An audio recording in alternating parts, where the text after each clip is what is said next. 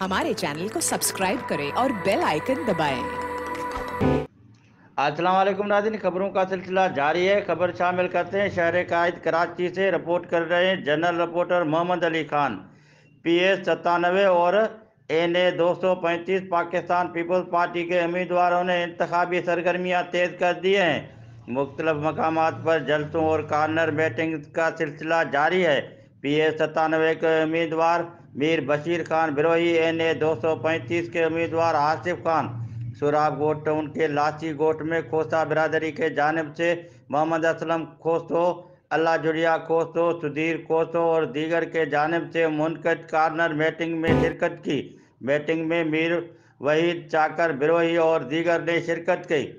मुख्तलिफ बिरादरियों के मोहद्दीन और खोसा बिरादरी ने अपनी तावन की यकीन दहानी कराई।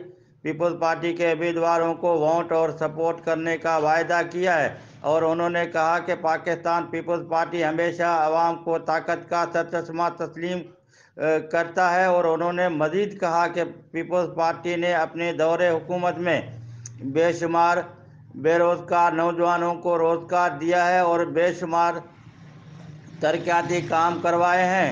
और अब पार्टी के चेयरमैन ने 10 नुकाती इंतखाबी एजेंडा जारी किया है, जिसमें सेहत, तालीम, गरीब ख़ानदानों के लिए मकामात की तामीरियात के और कच्चे आबादियों को लीज, मुफ्त तालीम, नौजवानों को नौकरियां और सेहत कार्ड शामिल हैं।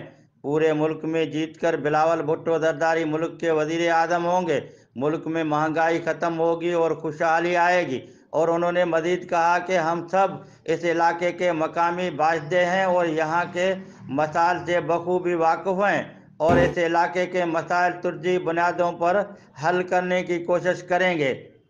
खोसा बिरादरी जो पाकिस्तान पीपल्स पार्टी के उम्मीदवार के मान में जो प्रोग्राम रखियो इहो उम्मीद है इंशाल्लाह 8 तारीख़ से तव्हां पीपल्स पार्टी के उम्मीदवार NA ऐं PS के बिन्ही उम्मीदवारन के वोट दे इंशाल्लाह इन पोलिंग का विन कराइंदो। इन पोलिंग का न बल्कि पूरो PS ऐं पूरो NA का इंशाल्लाह जी वोटो जी अवाम सदा